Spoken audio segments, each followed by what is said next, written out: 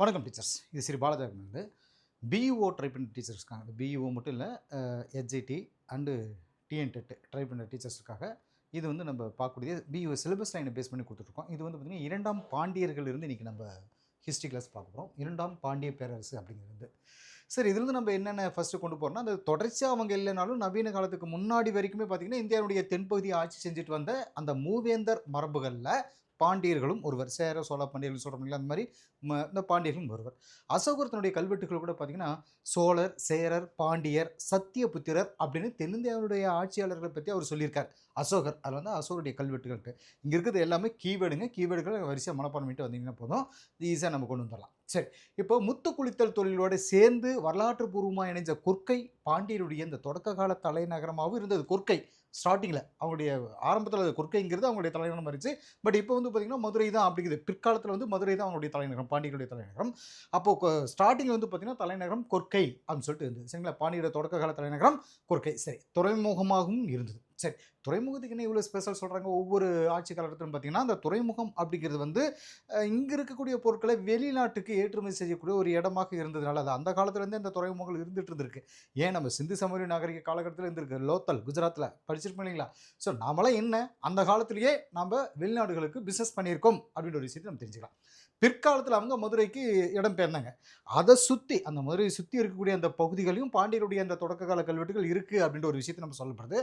Next பாருங்கள், இன்னொரு இதாக மதுரைக்கு மடிரை அப்படின்னு, அதாவது எப்படின்னா இந்த இதில் வந்துட்டு பார்த்திங்கன்னா மடிரைனும் மதுரைனும் சொல்லியிருக்காங்க. சரிங்களா, தமிழ் செவ்வியல் இலக்கியங்கள் செவ்விலக்கியங்களில் கூட பார்த்திங்க அப்படின்னா மதுரையை கூடல் அப்படின்ட்டு சொல்லுது. இந்த சொல்லுக்கு கூடுகை அப்படின்னு பொருள். கூடல் அப்படிங்கிறது அந்த சொல்லுக்கு வந்து கூடுகை அப்படின்ற ஒரு பொருளும் உண்டு மதுரைக்கு. சரிங்களா, பாண்டிய நாட்டை சேர்ந்த அந்த புலிமான் கோம்பை அப்படின்ற கிராமத்தில் பார்த்தீங்கன்னா சமீபத்தில் கண்டுபிடிச்சு எடுத்த அந்த கல்வெட்டில் பார்த்தீங்கன்னா கூடல் அப்படின்ற சொல் இருக்குது. அதாவது புலிமான் கோம்பை அப்படிங்கிற இதில் வந்து அதில் இருக்குது. அந்த கல்வெட்டில் வந்து கொடுத்துருக்காங்க. என்னென்னா கூடல் அப்படின்ற சொல் சொல்லப்பட்டிருக்கு. 10 பாட்டு நூல்களும் சொல்லப்படக்கூடிய அந்த பட்டினப்பாளையிலும் சரி, மதுரை காஞ்சிலும் சரி, இது கூடல் பாண்டியர்களுடைய தலைநகரம் அப்படின்னு சொல்லப்படுது பட்டினப்பாளையில். சரிங்களா, அதே மாதிரி 8 தொகை நூல்களையும் இந்த சொல் இருக்குது, கூடல் அப்படின்ற சொல் இருக்குது. வரலாற்று பூர்வமாகவே மதுரை கூடல் அப்படின்ற சொல்லாடர்களை ஒன்றுக்கொன்று மாற்றி சொல்லிகிட்டே வந்துட்டுருக்கு. சரிங்களா, அந்த சொல்லாகவே வந்துட்டுருக்கு. இப்போ இதுக்கான சான்றுகள் என்ன அப்படிங்கிறது நம்ம பார்க்க வரோம். சான்றுகள், அதாவது சங்ககால பாண்டியர் வரலாறு பார்த்திங்கன்னா ஏறத்தாழ பொது ஆண்டுக்கு முன், அதாவது கிமு பார்த்திங்கன்னா 3ஆம் நூற்றாண்டிலிருந்து பொது ஆண்டு, அதாவது கிபி 3ஆம் நூற்றாண்டு வரைக்கும் இருக்குது அப்படின்னு சொல்லிட்டு சங்ககாலம் அப்படிங்கிறது அந்த காலகட்டத்தை சேர்ந்ததுன்னு சொல்லப்படுது. பெருங்கற்கால ஈமப்பொருள்கள் கண்டுபிடிச்சது, தமிழ் பிராமி கல்வெட்டுகள், அதே மாதிரி சங்க இலக்கிய பாடல்கள் மாதிரியான பல வரலாற்று சான்றுகள் மூலமாக சங்ககால பாண்டியர் வரலாறு மீட்டு எடுத்திருக்காங்க அப்படின்னு ஒரு விஷயத்தை நம்ம இதில் தெரிஞ்சுக்கணும். சரி, பொது ஆண்டு 6 இதுங்க பாருங்கள். பொது ஆண்டு அப்படின்றது கிபி 6ஆம் நூற்றாண்டு கடைசி அப்படின்னு சொல்லிட்டு அவங்க சொல்லுவாங்க. அதாவது இங்கே என்ன சொல்கிறாங்கன்னா பொது ஆண்டு 6ஆம் நூற்றாண்டுடைய கடைசி வாக்கில் பார்த்தீங்கன்னா தென் தமிழ்நாட்டில் பாண்டியர் தங்களுடைய மேலாதிக்கத்தை நிலைநிறுத்தியிருக்காங்கன்னு சொல்லப்படுது. 7 to 9ஆம் நூற்றாண்டு, அதாவது 7ஆம் நூற்றாண்டிலிருந்து 9ஆம் நூற்றாண்டு வரைக்கும் ஆட்சி செஞ்சது பற்றின தகவல்கள் சில செப்பேடுகளில் சொல்லியிருக்கு. அதில் பார்த்தீங்கன்னா நெடுஞ்சடையான் அவனுடைய வேள்விக்குடி மானியம் அப்படின்றது வந்து இவங்க சொல்லுவாங்க. நெடுஞ்சடையானுடைய அந்த வேள்விக்குடி மானியம் முக்கியமானது அப்படின்னு சொல்லப்படுது. செப்பேடுகள், அந்த செப்பேடுகள் சொல்கிறோம். அதாவது அந்த காலகட்டத்தை பற்றின தெரிஞ்சுக்கிறதுக்கு கல்வெட்டுகள், செப்பேடுகள் இதெல்லாம் நம்ம வரிசை தெரிஞ்சுக்கணும். ஸோ செப்பேடுகள் என்ன சொல்லுது அப்படின்னா அரசாணைகள், பாண்டிய அரசருடைய மரபு வழி வரிசை, அவங்களுடைய வெற்றிகள், அரசர்கள் எழுப்பின அந்த கோவில்கள் பாருங்கள், இதெல்லாம் சொல்லலாம். அவங்க உருவாக்கின அந்த பிரம்மதேயங்கள், இதுகளுக்கெல்லாம் அரசர்கள் கொடுத்த அந்த மானியங்கள், அறக்கொடைகள், இது எல்லாத்தையும் பற்றி இந்த செப்பேடுகள் சொல்லுது. கல்வெட்டுகள் என்ன சொல்லுது அப்படின்னா குடைவரை கோயில்கள் உருவாக்கினவங்க, பாசனேரிகள், கால்வாய்கள், இது எல்லாத்தையும் உருவாக்கினவர்களை பற்றின செய்திகள் கல்வெட்டுகளில் சொல்லப்படுது. அந்த கல்வெட்டுகள் செப்பேடுகள் ரொம்ப முக்கியம் சொல்லுது. மார்க்கோபோலோ, அதாவது அந்த அயல்நாட்டு பயணிகள்னு சொல்கிறது. இப்போ அயல்நாட்டு பயணிகள் நம்ம ஒரு லிஸ்ட் எடுத்தோம் அப்படின்னா யுவான் சோங் வந்து பயணிகள், புனித பயணிகளின் இளவரசர் அப்படின்னு சொல்லப்படுறது வந்து யுவான் சோங். இந்தியாவிற்கு வந்த முதல் பயணி, சீன பயணி யார் அப்படின்னா சீன பயணி, அவர் வந்து பாகியான். சரிங்களா, இவங்க 2 பேரும் சீனாவை சேர்ந்தது தான். யுவான் சோங்கும் அந்த பாகியானும் அவங்க சீனாவை சேர்ந்தது தான். சரிங்களா, சரி, மார்க்கோபோலோ, வாசப்பு, இபின் பதுடா, இந்த மாதிரியான பயணிகள் எழுதியக்கூடிய அவங்க அந்த வரலாற்று குறிப்புகள் அந்த காலகட்ட அரசியல், சமூக, பண்பாட்டு வளர்ச்சிகள் பற்றி தெரிஞ்சுக்க உதவுது. சரிங்களா, மதுரை தல வரலாறு, பாண்டி கோவை, இந்த பேரால் வரிசை மனப்பாடம் பண்ணிக்கோங்க. மதுரை தல வரலாறு, பாண்டி கோவை, மதுரை திருப்பணி மாலை. சரிங்களா, ஸோ இந்த மாதிரியான இலக்கியங்கள் மதுரையை ஆட்சி செஞ்ச பிற்கால பாண்டியர் பற்றின அந்த செய்திகளை வந்து நம்ம அதன் மூலமாக தெரிஞ்சுக்க முடியுது. அடுத்தது இல்லையா பாருங்கள், பொது ஆண்டு 7ஆம் 8ஆம் நூற்றாண்டுடைய அந்த பிற்பகுதியை சேர்ந்த இறையனார் அகப்பொருளில் பார்த்தீங்கன்னா சங்கம் அப்படின்ற சொல் கலைக்கழகம் அப்படின்ற பொருளில் வந்திருக்கு. இது ஒரு முக்கியமான ஒரு தகவல் சொல்லப்படுது. இறையனார் அகப்பொருள். சரி, பல்லவர்களுக்கு முந்தின அந்த இலக்கியங்களை பார்த்தீங்கன்னா சங்கம் அப்படின்ற சொல் இந்த இந்த பொருளை சொல்லலை. அதாவது திருவிளையாடல் புராணம் பார்த்தீங்கன்னா திருவிளையாடல் புராணம், பெரிய புராணம் அப்படின்னு இந்த பிந்தைய இடைக்கால நூல்களில் பார்த்தீங்கன்னா சங்கம் அப்படிங்கிற சொல் வந்து கலைக்கழகம் அப்படின்ற பொருளையே அதை பயன்படுத்திட்டு வந்துருப்பாங்க. மணிமேகலை எழுதின இந்த சீத்தலை சாத்தனார் கூட பார்த்தீங்கன்னா மதுரையை சேர்ந்தவர் தான். ஏன்னா மதுரைக்குன்னு ஒரு சில ஸ்பெஷல் இருக்கு இல்லைங்களா, அதில் வரிசையாக பார்க்கும்போது இதை பார்த்துக்கலாம். சீத்தலை சாத்தனார் மதுரையை சேர்ந்தவர். சரி, இப்போ ஆட்சி பகுதி அப்படின்னு சொல்லிட்டு பார்த்தீங்கன்னா பாண்டியனுடைய ஆட்சி பகுதி வந்து பாண்டி மண்டலம், தென் மண்டலம், பாண்டி நாடு அப்படின்னு சொல்லப்படுது.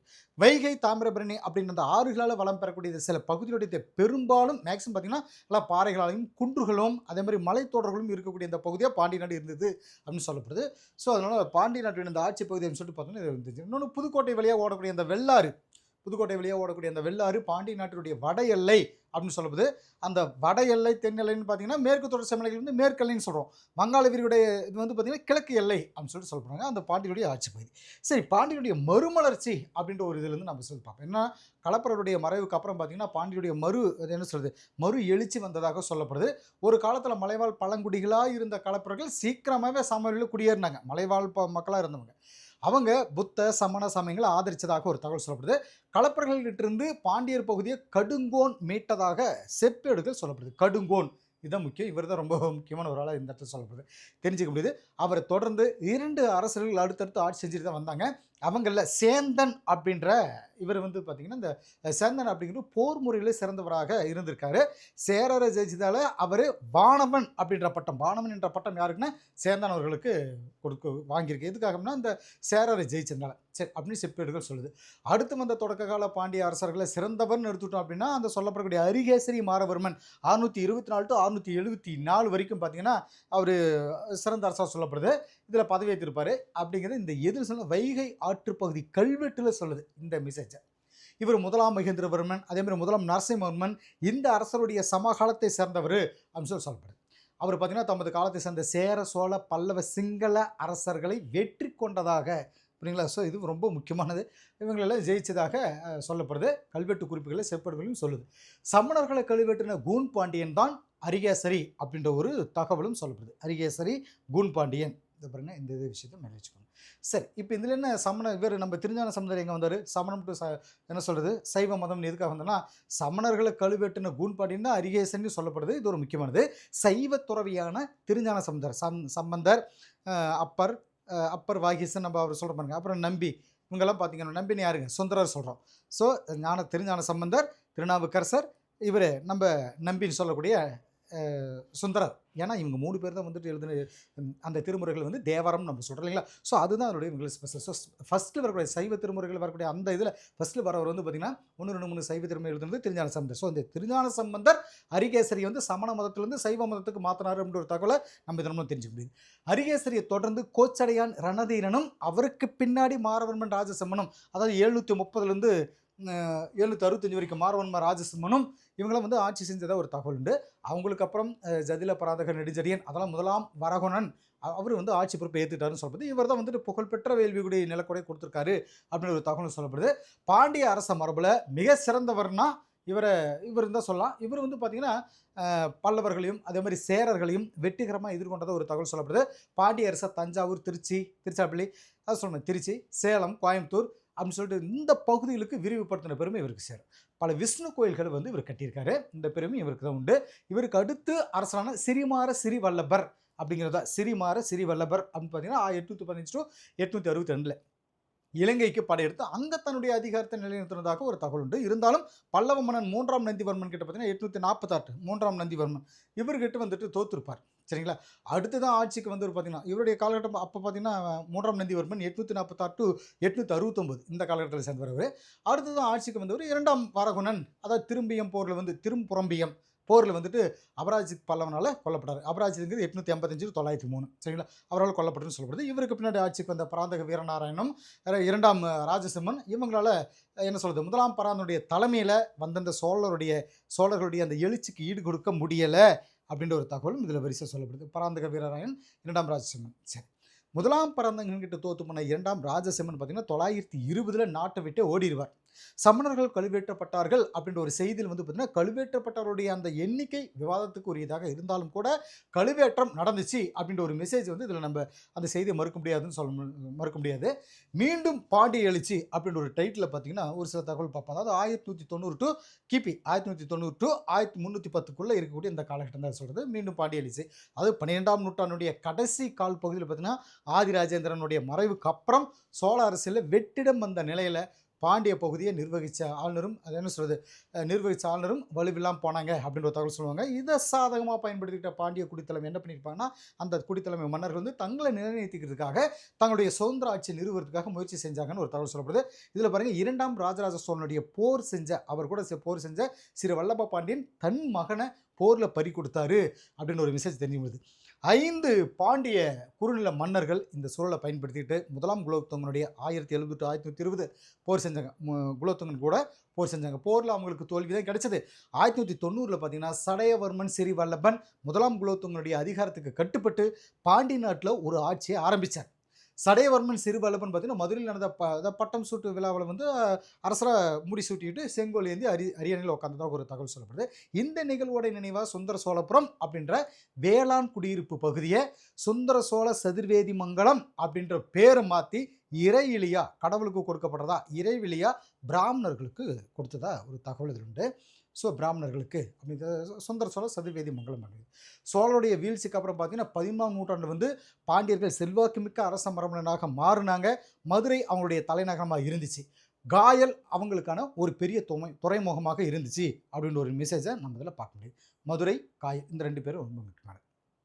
வெனிஸ் நகர பயணி அதாவது வெனிஸ் நகரை சேர்ந்த புகழ்பெற்ற பயணியான மார்க்கோ போலோ 1288லையும் 1293லையும் 2 தடவை காயலுக்கு வந்திருக்கார்.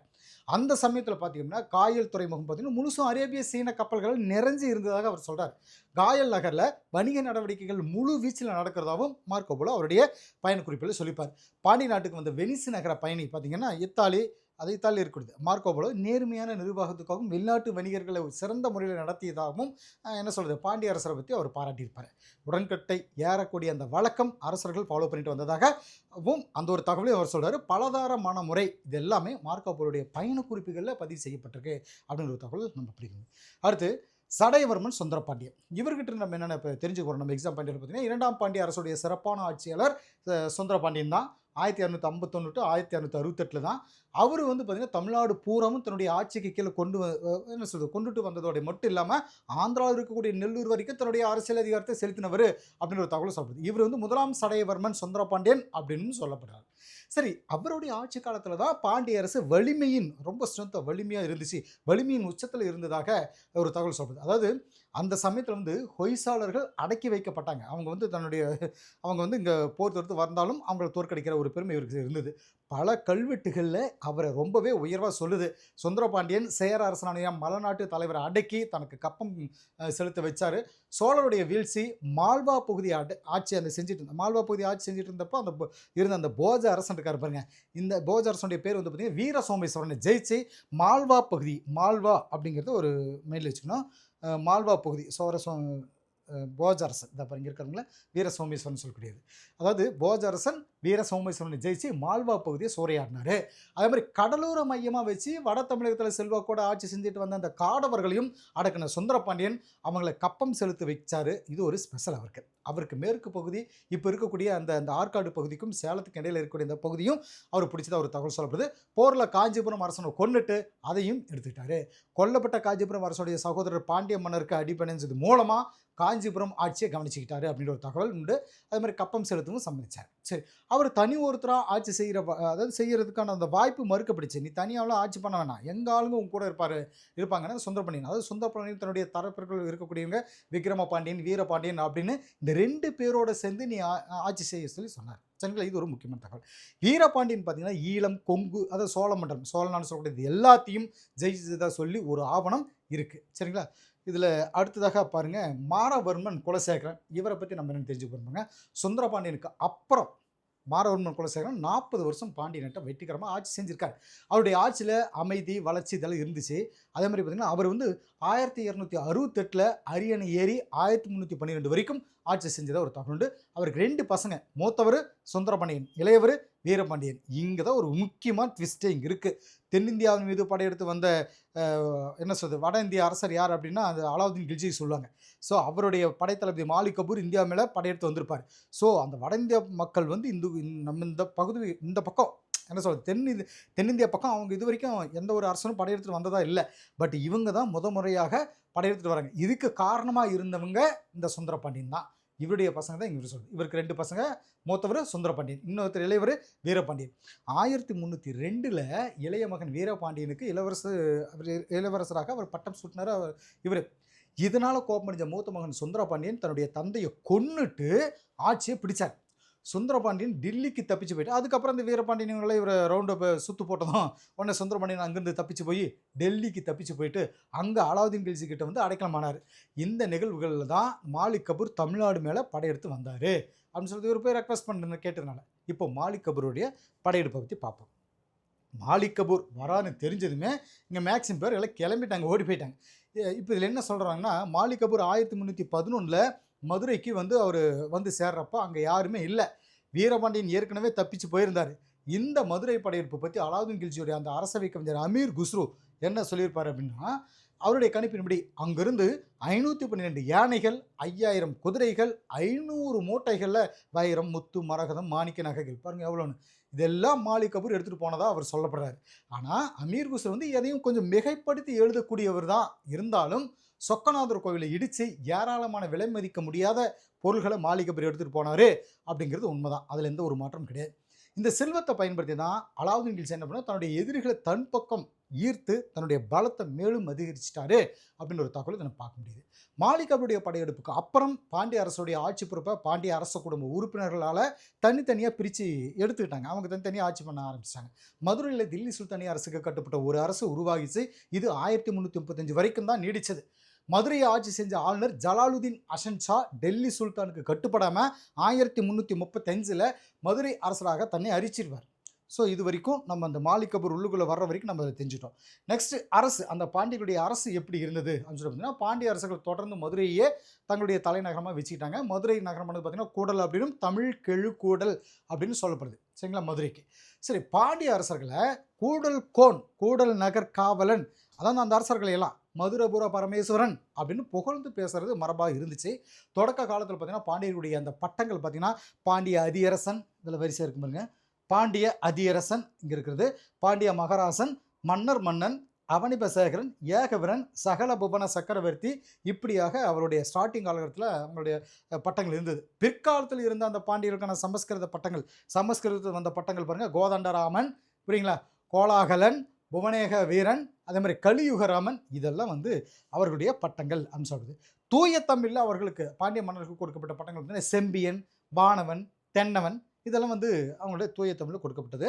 இதனால் அரபு நாட்டு குதிரைகள், பாண்டியர்கள் அரபு நாடுகளில் இருந்து குதிரைகளை இறக்குமதி செஞ்சாங்க. இந்த குதிரைகளை வச்சு இராணுவத்தை பலப்படுத்திட்டாங்கன்றது ஒரு தகவல் உண்டு. இதன் மூலமாக என்ன ஆச்சுன்னா பாண்டியர்கள் இராணுவ வலிமையை தக்க வச்சுட்டாங்க அப்படின்ற ஒரு தகவல் உண்டு.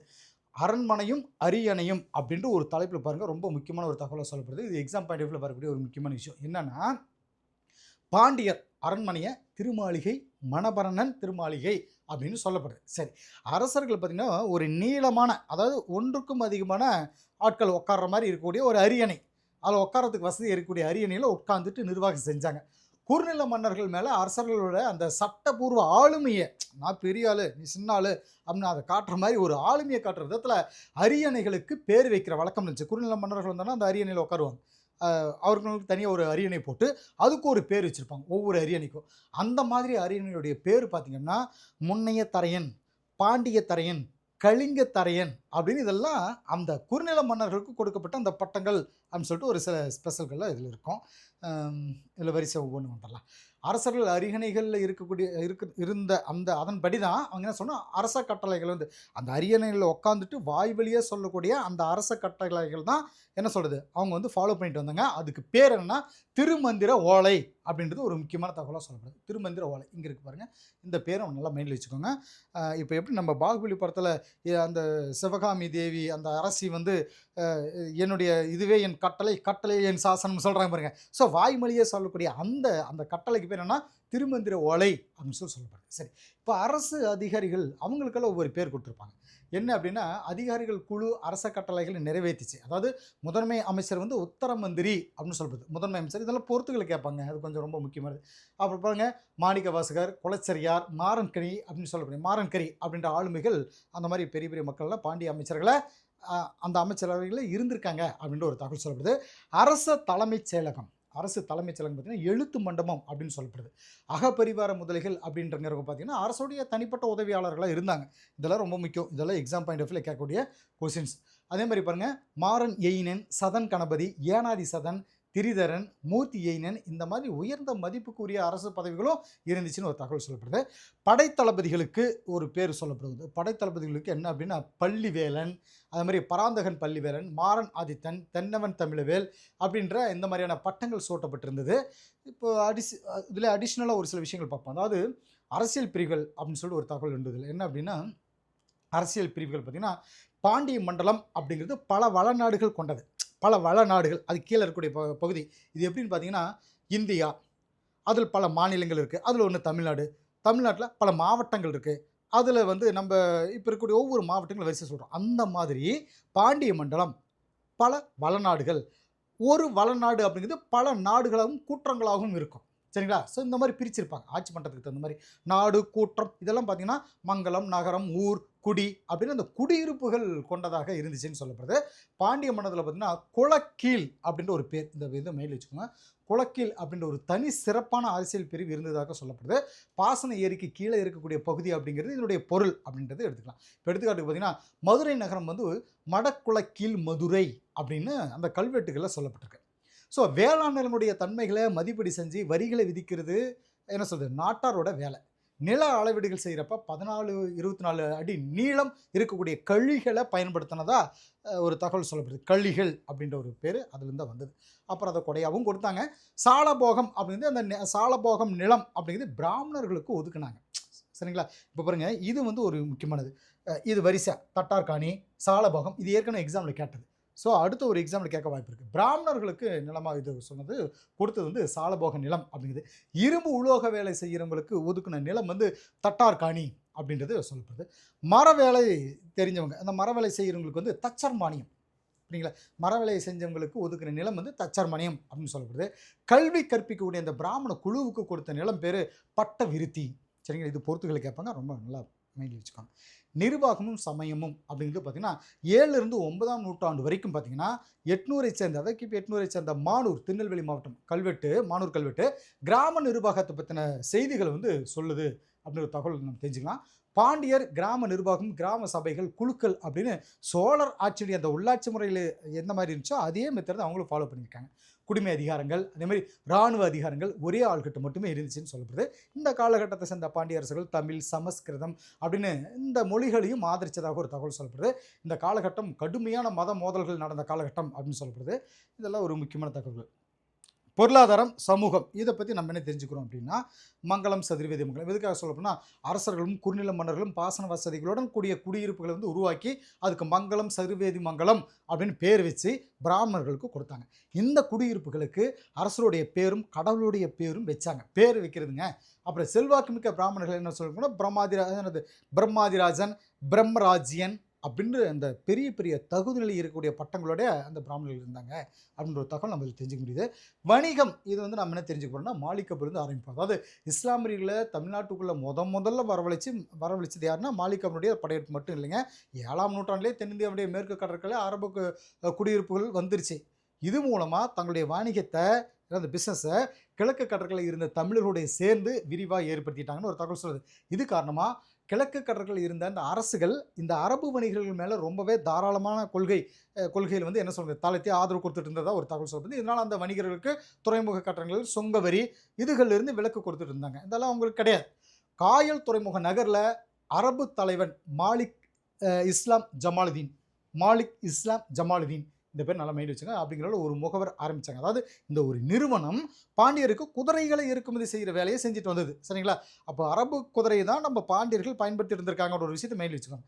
நெகமத்தோர், நானாதேசி, திசை 1500, அதே மாதிரி 500, அப்புறம் என்ன சொல்கிறது மணி கிராமத்தார், 15 விஷயத்தார் அப்படி இந்த வணிகர்கள் வந்து அந்த வணிகருடைய பேருங்க இதெல்லாம் வரிசையாக மனப்பாடம் பண்ணிக்கோங்க இந்த பேர்கள்லாம் வணிகருடைய பேர். ஸோ இதை வந்து கல்வெட்டுகளில் சொல்லப்படுது. அவங்களுடைய வணிக குழுக்கள் அந்த கொடும்பாளூர், பெரியகுளம் அப்படின்னு இந்த மாதிரியான இடங்கள்ல இருக்கு. மிளகு, முத்து, விலை அதிகமான அந்த கற்கள், குதிரைகள், யானைகள், அப்புறம் பறவைகள் இது எல்லாமே வணிகத்தில் கொண்டு பயன்படுத்துனாங்க ஒரு தகவல் சொல்லப்படுதுங்க. 13 அடுத்து பாருங்க இதில் வரிசையா சொல்றது 13, 14ஆம் நூற்றாண்டுகள் பார்த்தீங்கன்னா குதிரை வணிகம் விறுவிறுப்பாக நடந்துச்சுன்னு ஒரு தகவல் சொல்றது. போர்கள் அந்த போர் நடந்துச்சுன்னு வச்சுக்கோங்களேன், அந்த போர்களை பயன்படுத்துறதுக்காக குதிரைகள் அதிக அளவில் பாண்டிய அரசர்கள் குதிரைகளை முதலீடு செஞ்சாங்க. அந்த போர்களுக்கு பயன்படுத்துறதுக்காக அந்த குதிரைகளை வாங்கினாங்க, விலைக்கு வாங்கினாங்க அதிக காசு போட்டு. மார்க்கோ போலோ, வாசாப் இவங்க எல்லாமே இந்த தகவலை வந்து சொல்லியிருக்காங்க. பாண்டியர்கள் குதிரைகள் வாங்கினாங்க, போருக்கு பயன்படுத்தினாங்க அப்படின்னு விஷயத்தை சொல்லியிருக்காங்க. குதிரை வணிகம் செய்கிறவங்கள குதிரை செட்டி அப்படின்னு சொல்லப்படுது. குதிரை செட்டி அப்படின்னு குதிரை வணிகம் செய்கிறவங்க. பரிமாற்றத்துக்கு பயன்படுத்துறது தங்கம் வந்து பயன்படுத்துங்க. தங்க நாணயங்கள்லாம் அவங்க பயன்படுத்திட்டு இருக்காங்க. தங்க நாணயங்கள் அதிகமாக புழக்கத்தில் இருந்துச்சு. அதை காசு, பழங்காசு, அன்றாட நற்பழங்காசு, கணம், களஞ்சு, பொன் அப்படின்னு பல பேர்களில் அதை சொன்னாங்க. இதெல்லாம் ரொம்ப முக்கியமானது. இந்த வரிசை படிச்சுக்கோங்க. சரி, வணிகருடைய கடவுளர் அவங்களுக்கான பட்டப்பேரோட இருந்துச்சு. அதாவது எடுத்துக்காட்டுக்கு பார்த்தீங்கன்னா 1500 உடையார் எடுத்துக்காட்டுக்கு. அதே மாதிரி சொக்கநாயகி அம்மன் இந்த மாதிரியான பேர்கள் வந்து சொல்லலாம். அதாவது சீரான கால இடைவெளிகளில் இங்கே பாருங்கள் இது ஒரு முக்கியமானது என்ன சீரான கால இடைவெளியில் நடந்த பொருட்காட்சிகள் தவளம் அப்படின்னு சொல்லப்படுது. இந்த பொருட்காட்சிக்கு பேர் தவளம். சரிங்களா? வணிகர்களுடைய குடியிருப்பு பகுதி தெரு அப்படின்னு சொல்லப்படுது. சரிங்களா? அடுத்து பாசனம். இதோடு நம்ம அதை முடிச்சுக்கலாம். பாசனத்தை பற்றி என்ன சொல்கிறதுனா பாண்டிய அரசர்கள் பெரிய அளவுக்கு எண்ணிக்கையிலான என்ன சொல்கிறது பாசன வளங்களை உருவாக்குனாங்கன்னு சொல்கிறாங்க. அது அரச குடும்ப உறுப்பினர்கள் போர்களில் அந்த உறுப்பினர்கள் பேர்களில் தான் அங்கே அது தெரிஞ்சுக்க முடியுது. அதை சொல்கிறாங்க. அதாவது வாசுதேவ பேரேரி, அந்த ஏரிக்கு பேர் வாசுதேவருடைய பேர் வச்சுருக்காங்க. வீரபாண்டிய பேரேரி, புரியுங்களா? சிறி வல்லப பேரேரி, பராக்கிரம பாண்டிய பேரேரி, சரிங்களா? ஸோ இதெல்லாம் அந்த பேர்கள் சொல்லலாம். ஏரிகள் வந்து மாறன் ஏரி, களியன் ஏரி, காடன் ஏரி அப்படின்னு பேர் வச்சாங்க. வைகை, தாமிரபரணி இந்த மாதிரியான அந்த ஆறுகளுடைய 2 கரைகளையும் அதோட நீரை பாசன குளங்களுக்கு கொண்டு போகக்கூடிய அந்த அந்த என்ன சொல்கிறது வாய்க்கால் கால்வாய்களை வெட்டினதை ஒரு தகவல் சொல்லப்படுது. ஓகே, இதோடு நம்ம இந்த இன்றைய கிளாஸஸை நம்ம கம்ப்ளீட் பண்ணிக்குவோம். அடுத்து பியூஓ சிலபஸ் லைன் வைஸாக எல்லா சப்ஜெக்ட்டுக்கும் உங்களுக்கு கிளாஸ் வீடியோஸ் நிறைய வர ஆரம்பிச்சிடும். ஏன்னா எக்ஸாம் பக்கம் வர ஆரம்பிச்சிருச்சு. இனிமேல் படிக்க ஆரம்பிச்சிருங்க. ஓகே டீச்சர்ஸ், அடுத்த வீடியோ சந்திப்போம். தேங்க்யூ.